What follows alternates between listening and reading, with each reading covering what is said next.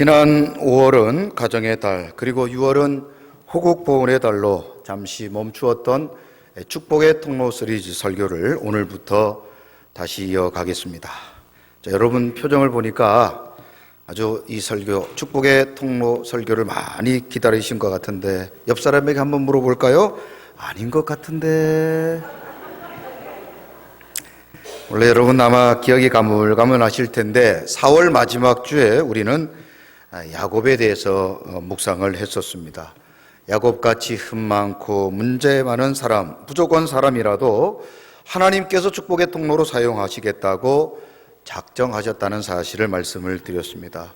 우리가 비록 흠 많고 부족해도 하나님께서 우리를 2020년 축복의 통로로 사용해 주시겠다고 약속하셨을 때 우리는 이 약속의 말씀을 나의 말씀으로 받고 이 약속의 말씀처럼 우리 사랑하는 서광의 모든 성도님들 꼭 축복의 통로가 다 되시기를 주님의 이름으로 축원합니다.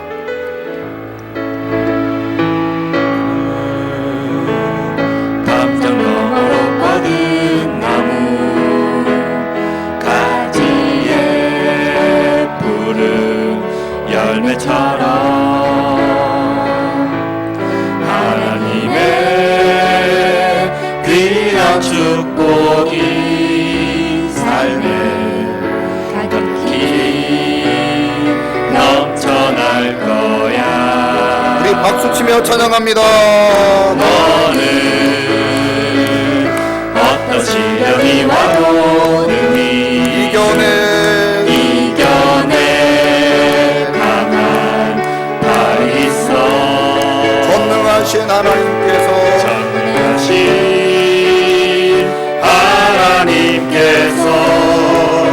너와 언제나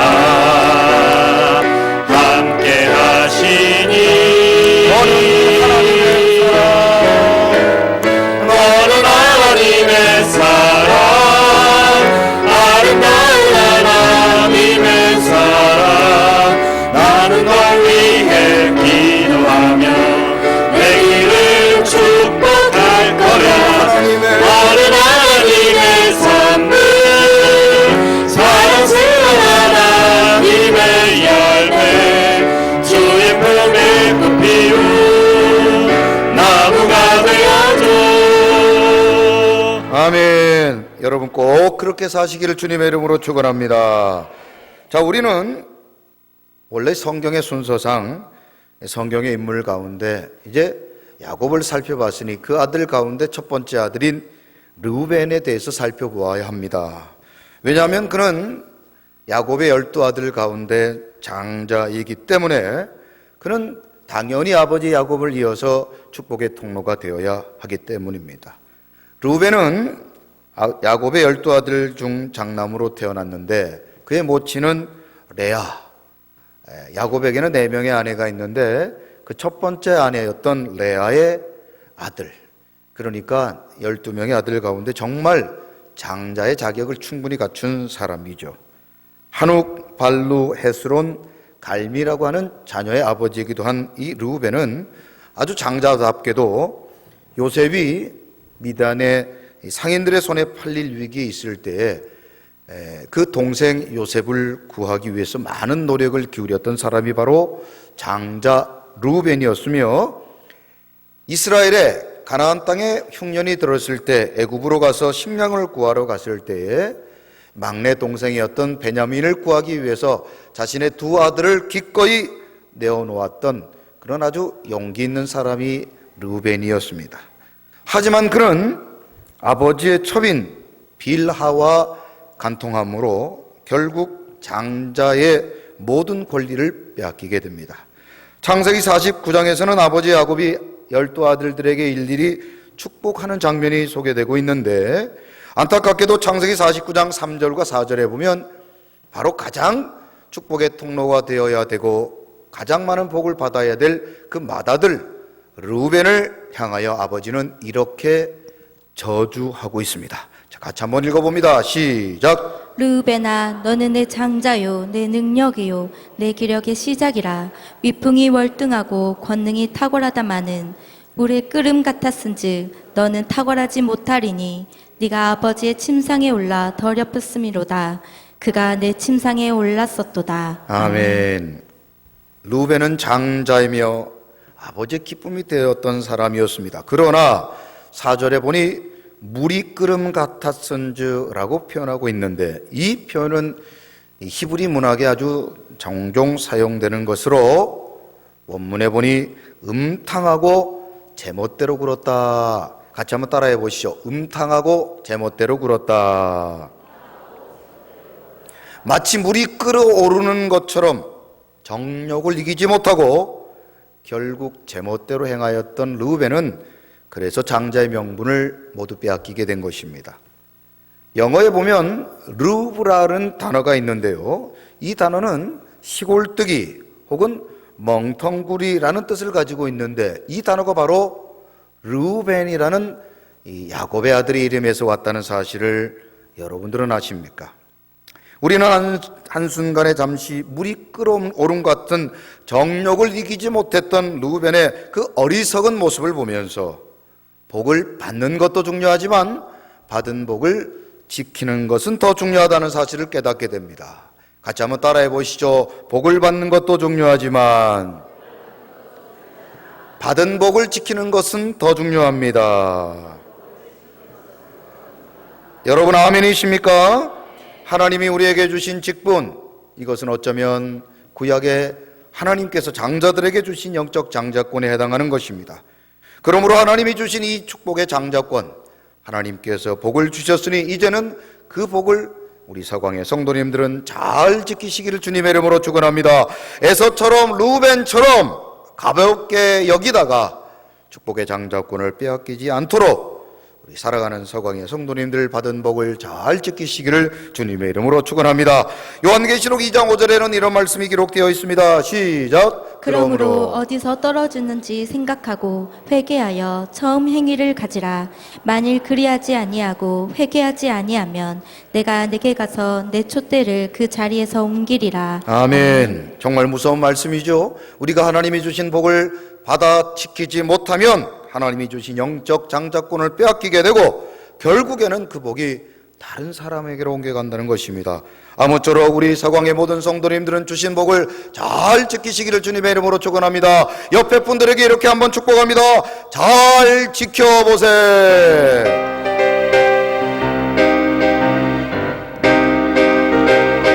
잘 지켜보세. 잘 지켜보세. 잘 지켜보세. 잘 지켜보세. 우리도 한번 잘 지켜보세. 우리도 한번 잘 지켜보세. 서광의 성도 어여쁜 믿음 한 마음으로 지켜가면 서광의 자녀 믿음도 절로 천대 만대 이어가겠네. 잘 지켜보세. 잘 지켜보세. 우리도 한번 잘 지켜보세.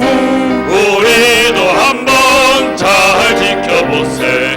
잘 지켜보세. 아멘.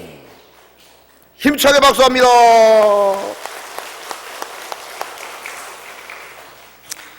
저는 오늘부터 요셉이 어떻게 축복의 통로가 되었는지를 오늘 본문을 통해서 묵상해 보고자 합니다. 우리가 이제 몇 주 동안 요셉은 왜 축복의 통로가 되었을까? 어떻게 축복이 되었을까? 어떻게 그가 축복의 통로가 되었을까를 살펴보게 될 것입니다. 자, 그런데 만약 요셉이 외모가 뛰어나고 인격이 훌륭하고 그리고 능력이 있었기 때문에 만약 그가 축복의 통로가 되었다면 우리에게는 기회가 없었을 것입니다. 우리가 이렇게 거울을 보면은 말이죠, 이런 생각이 들 때가 있어요. 하나님이 나를 만드실 때 좀 신경을 덜 쓰신 것 같다.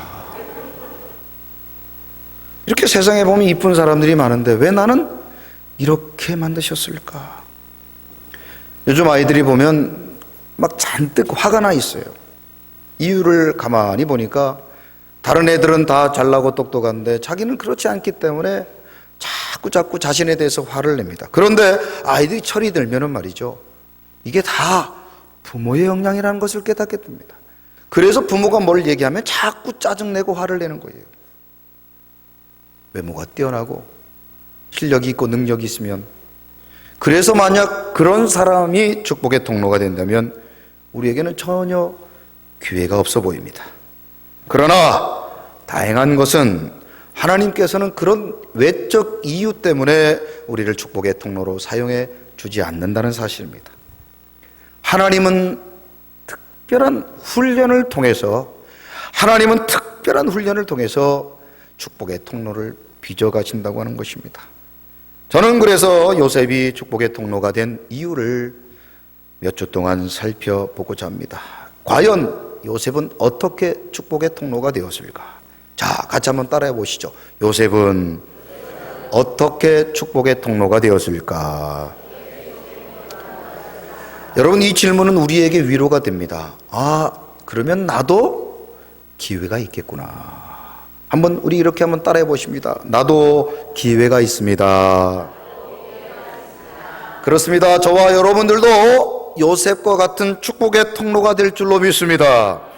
그렇다면 하나님께서는 요셉을 어떻게 훈련시키셨기에 그가 축복의 통로가 되었을까? 오늘은 그 첫 번째 시간으로 본문 1절을 통해서 그 이유를 살펴봅니다. 1절 다 같이 한번 읽어보십니다. 시작. 요셉이 이끌려 애굽에 내려가매 바로의 신하 친위 대장 애굽 사람 보디발이 그를 그리로 데려간 이스마엘 사람의 손에서 요셉을 산이라. 아멘. 아멘.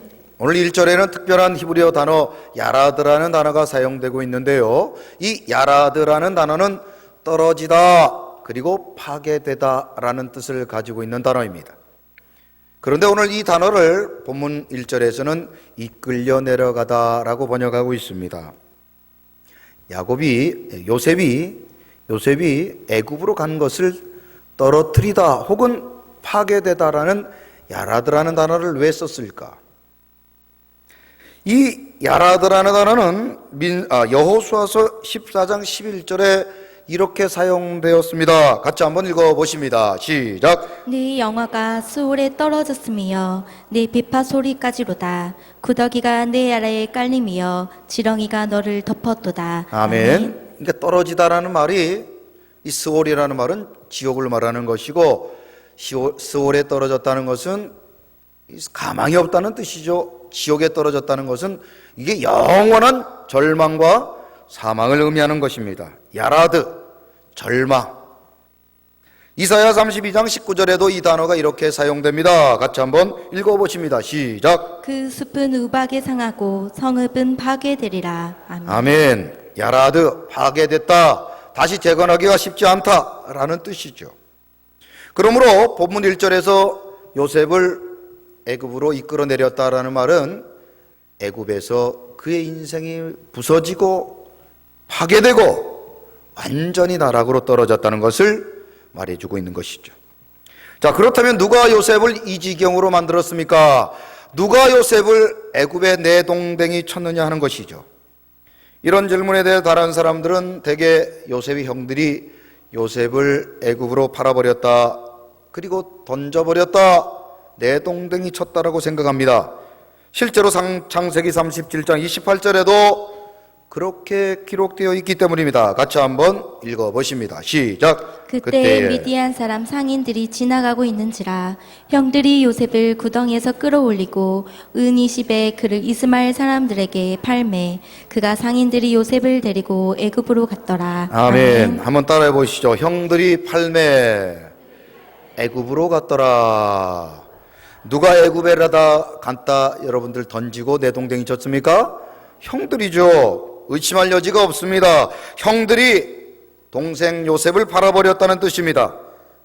그런데 요셉도 이 사실을 잘 알고 있습니다. 창세기 45장 5절에 그가 나중 총리가 된 이후에 그의 형들을 만나서 이렇게 가장 먼저 말합니다. 시작. 당신들이 나를 이곳에 팔았다고 해서 근심하지 마소서, 한탄하지 마소서. 형들도 알고 있고 요셉도 알고 있습니다. 누가 요셉을 애굽에 던져버렸는지 말이죠. 창세기 50장 15절에 보면 옛말에 도둑이 제발 저린다라는 말이 있는데 아버지 야곱이 애굽에 왔다가 그곳에서 시간이 지난 이후에 돌아가십니다. 아버지가 돌아가시자 형들은 걱정합니다. 이제 요셉이 아버지가 돌아가셨으니 이제 우리를 죽이겠다. 우리에게 보복할 것이다. 그렇게 생각하며 이렇게 자기들끼리 회의합니다. 같이 한번 읽어보실까요? 시작. 요셉의 형제들이 그들의 아버지가 죽었음을 보고 말하되 요셉이 혹시 우리를 미워하여 우리가 그에게 행한 모든 악을 다 갚지나 아니할까 하고. 아멘. 형들이 얼마나 악한 짓을 했는지 스스로도 잘 알고 있습니다. 요셉도 알고 있고 동네 사람 다 알고 있는 사실입니다. 그런데 말이죠. 이렇게 요셉 형들과 요셉이 알고 있는 대로 요셉을 애굽에 팔아버린 사람이 형들인 것 같은데 그 뒤에 배후 세력이 있습니다. 누가 요셉을 애굽으로 팔아버렸을까요? 자, 창세기 45장 5절에 보면 요셉, 애굽으로 끌려갔던 요셉이 스스로가 자신을 애굽으로 팔아버렸던 사람, 자신을 애굽으로 끌고 내려왔던 사람이 누군지 그 배후 세력을 이렇게 밝히고 있습니다. 같이 한번 큰 소리로 읽어봅니다. 시작. 당신들이 나를 이곳에 팔았다고 해서 근심하지 마소서, 한탄하지 마소서. 하나님이 생명을 구원하시려고 나를 당신들보다 먼저 보내셨나이다. 아멘. 다 같이 한번 따라해 봅니다. 하나님이 보내셨습니다. 누가 애굽으로 요셉을 보내셨다고요? 하나님이 보내셨다는 거예요. 눈으로 보기에는 형들이 보낸 것 같지만 애굽으로 보낸 사람은, 애굽으로 보낸 분은 바로 하나님이라는 것입니다. 우리는 여기서 요셉이 어떻게 축복의 통로로 사용되어졌는지 그 첫 번째 실마리를 풀 수 있게 됩니다. 그것은 바로 하나님께서 요셉을 애굽으로 보내셨기 때문입니다. 하나님께서 요셉을 애굽으로 보내셨기 때문에 그는 축복의 통로가 될 수 있었던 것입니다. 사실 하나님이 애굽으로 내려보낸 사람은 요셉만이 아니었습니다. 요셉이 처음이 아니었습니다. 창세기 12장 10절에 보면 축복의 통로인 원족격에 해당하는 아브라함도 하나님께서 이곳으로 내려보냅니다. 같이 한번 읽어봅니다. 시작. 그 땅에 기근이 들었으므로 아브라함이 애굽에 거류하려고 그리로 내려갔으니 이는 그 땅에 기근이 심하였습니다. 아멘. 아멘. 여기 원문에 보면은 내려갔다라고 되어 있는데 이것이 그냥 아브라함 스스로가 내려간 것처럼 되어 있지만 야라드라는 단어를 동일하게 사용하고 있습니다. 누가 데리고 가신 겁니까? 하나님이 그 땅에 기근을 주시고 그래서 아브라함을 애굽으로 내려보내신 것입니다. 기근을 주신 분도 하나님이시며 아브라함으로 하여금 애굽으로 내려가도록 결심하게 하신 것도 하나님이라는 사실입니다. 어쩌면 하나님께서 이 모든 상황을 만드시고 아브라함으로 하여금 애굽으로 밝게 내려갈 수 없는 상황을 만드신 것이죠. 그런데 하나님은 요셉, 아브라함만 내려보내신 것이 아닙니다. 신약에 보면 하나님의 아들이신 예수 그리스도까지 애굽으로 내려보내십니다. 자, 마태복음 2장 13절과 14절 같이 한번 읽어보십니다. 시작. 그들이 떠난 후에 주의 사자가 요셉에게 현몽하여 이르되 헤롯이 아기를 찾아 죽이려 하니 일어나 아기와 그의 어머니를 데리고 애굽으로 피하여 내가 내게 이르기까지 거기 있으라 하시니 요셉이 일어나서 밤에 아기와 그의 어머니를 데리고 애굽으로 떠나가. 아멘. 애굽으로 피하여 거기 있으라고 누가 말씀하셨습니까? 하나님이 보낸 천사, 즉 하나님이 그렇게 말씀하신 것입니다. 그러면 도대체 이 애굽이 어떤 곳이기에 하나님은 아브라함도 보내시고 요셉도 보내시고 그리고 당신의 아들이신 예수 그리스도까지 애굽으로 내려 보내셨냐 하는 것입니다. 우리는 그 이유를 성경을 통해서 자세히 살펴봐야 하겠습니다. 먼저 애굽이 어떤 곳입니까? 여러분 지도를 보시면서 한번 보시겠습니다. 위에 동그라미 쳐 있는 부분이 이스라엘 땅이며 아래쪽 애굽 땅을 표시해 두었습니다. 애굽은 아프리카 북독 쪽에 위치하고 있으며 세계에서 가장 긴 나일강, 그 길이가 무려 6,800km나 긴 나일강을 중심으로 형성된 약 5,000년의 역사를 가진 최강대국이었습니다. 고대 문명의 발상지의 하나로서 동쪽에는 홍해, 서쪽으로는 리비아 사막, 남쪽으로는 폭포와 골짜기로 둘러싸여 있으며 북쪽으로는 지중해와 연결된 삼각주 지역을 형성하고 있습니다. 특히 애굽은 보시는 것처럼 나일강을 통해서 생명의 젖줄을, 그래서 풍요로움을 얻고 있었습니다. 애굽은 고대 근동의 모든 나라들과 마찬가지로 비가 내리지 않는 땅이었기 때문에 이 나일강을 통해서 물을 공급받게 되는데, 해마다 나일강이 범람함으로 그 주변 유역들이 아주 땅이 비옥해져서 수많은 그리고 풍부한 곡물을 얻게 되어 애굽뿐만 아니라 주변국들에게 식량을 제공하는 아주 유명한 곳이라고 하는 것입니다. 신약시대에는 로마의 곡장 지역으로도 유명한 이 애굽은 그래서 이 나일강을 어떻게 활용하느냐에 따라서 나라가 흥망성쇠가 결정되기 때문에 옛날부터 관계사업, 이 물을 잘 다스리는 사업을 아주 관심을 갖게 되었고, 그로 인해서 노동력, 수많은 사람들을 동원시켜야 되기 때문에 권력과 군사력이 발전하게 되었으며, 여러분 아시다시피 이 애굽은 이집트라는 땅인데 이집트의 그 유명한 피라미드나 스핑크스와 같은 그런 유명한 조형물을 만들기 위해서 오래전부터 수학을 비롯한 과학과 학문이 발달한 곳이었습니다. 이런 증거로 사도행전 7장 22절에 보면 모세는 이 애굽에서 이런 지식들을 배웠다고 성경은 기록하고 있습니다. 같이 한번 읽어봅니다. 시작. 모세가 애굽 사람의 모든 지혜를 배워 그의 말과 하는 일들이 능하더라. 아멘. 애굽, 이집트에서 배웠던 학문을 통하여 그는 탁월한 지휘력과 지도력을 갖게 되었다는 것입니다. 그런데 문제는 애굽은 이 풍요로운 이 강대국의 이 권세와 능력을 얻기 위해서 수많은 신을 섬기는 다신교 나라라고 하는 사실입니다. 여러분 그림에서 보시는 이 여러 모양의 신들이 바로 애굽의 사람들이 섬겼던 신들의 모양입니다. 그래서 성경에는 애굽을 우상의 나라, 실패한 나라, 세상, 어둠의 나라라는 별명을 붙이고 있습니다. 그렇다면 우리는 궁금증을 갖게 됩니다. 왜 이런 우상의 나라, 어둠의 나라, 실패의 나라, 세상을 빗대어하는 이 애굽에 아브라함을, 그리고 요셉을, 그리고 우리가 잘 아는 예수 그리스도를 이 땅으로 보내셨냐는 것입니다. 아브라함도 그렇고 요셉도 그렇고 무엇보다 예수님을 애굽에 보내신 이유가 있지 않겠습니까? 애굽은 여러 가지 의미가 있겠지만 저는 아브라함과 요셉 그리고 예수님에게 있어서 이 애굽이 갖는 공통적 의미를 말씀드리고자 합니다. 다시 한번 지도를 보시는데요, 이 애굽은 이스라엘이라고 하는 나라에 비해서 여러분 보실 때 위에 있습니까? 아래에 있습니까? 위에 있습니까? 아래에 있습니까? 아래에 있죠. 아래에 있어요.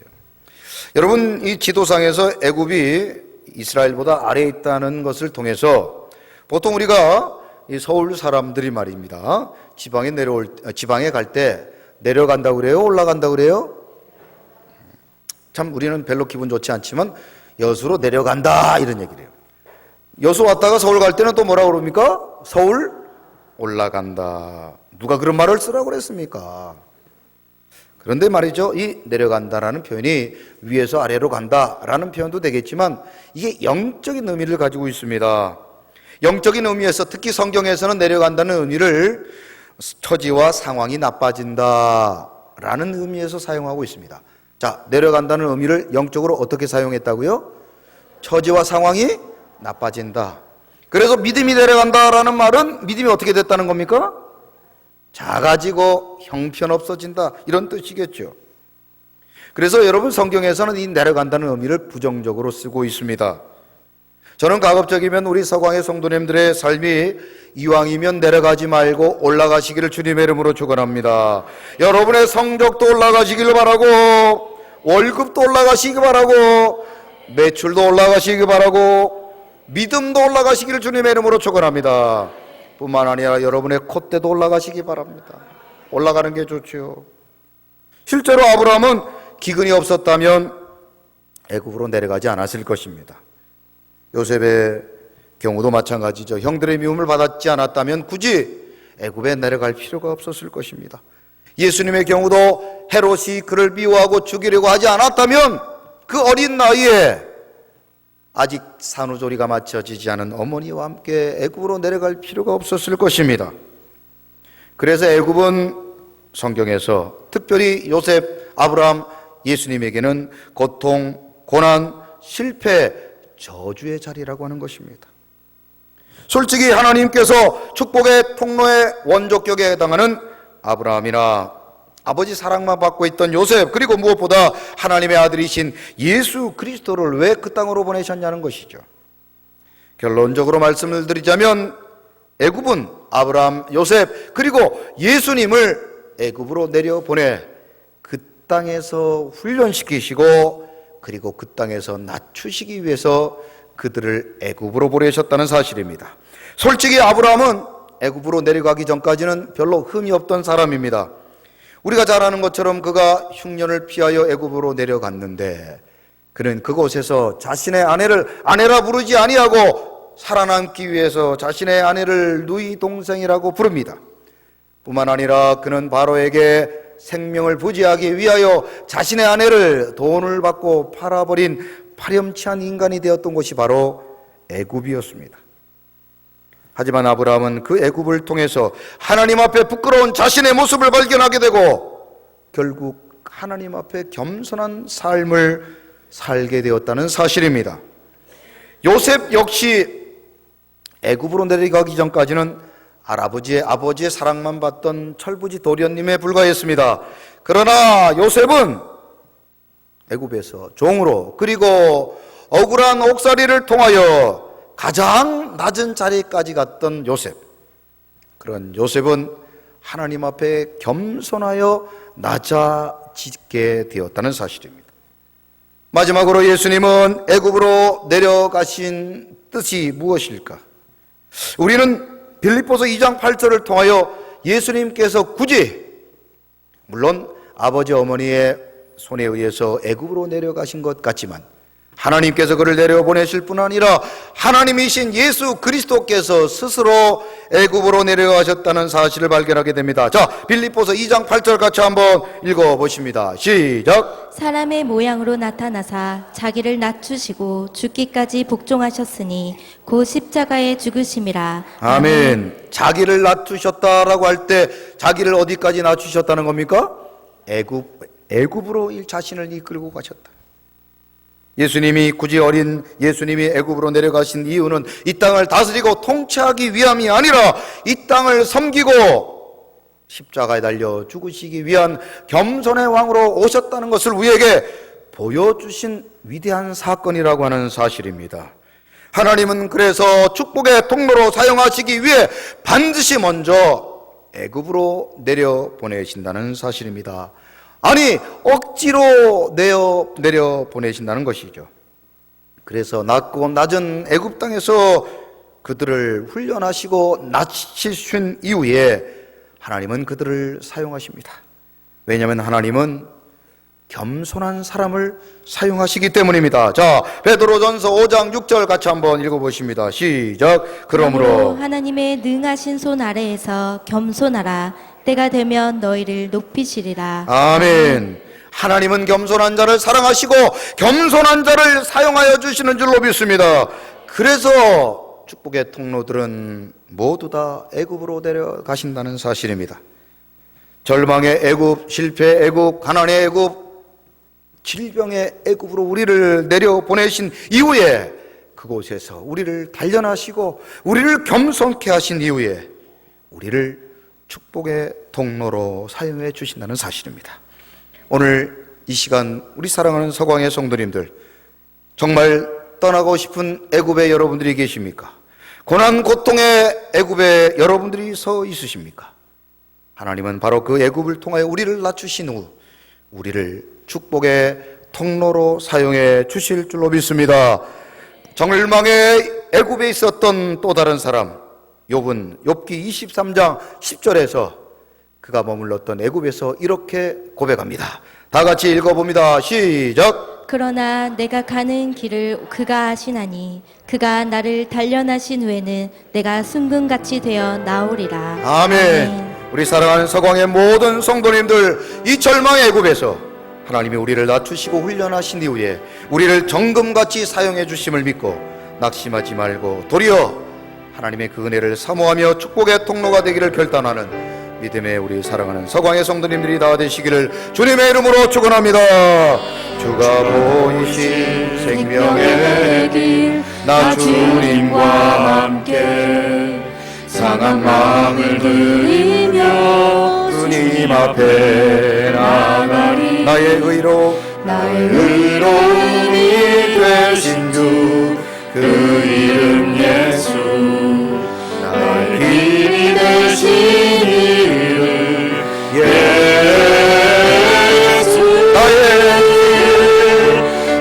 길 오직 네가 아시나니. 나를 단련하는 친구의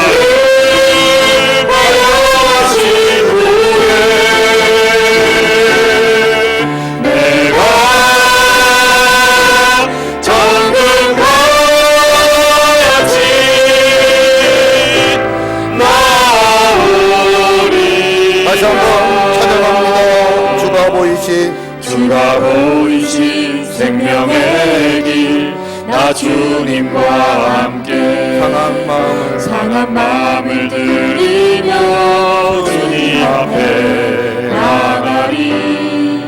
나의 의로움이 되신 주, 그 이름 예수. 나의 길이 되신 이름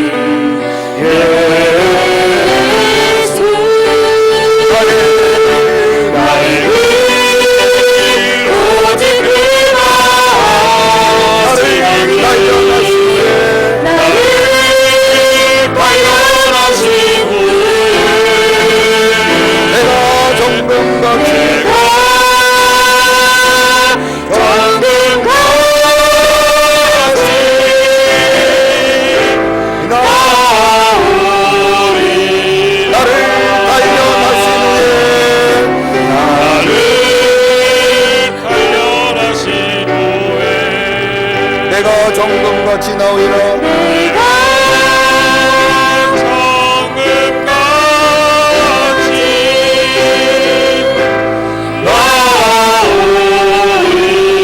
나의 길 오직 그가 아시나니. 나의 길 오직 그가 아시나니. 나를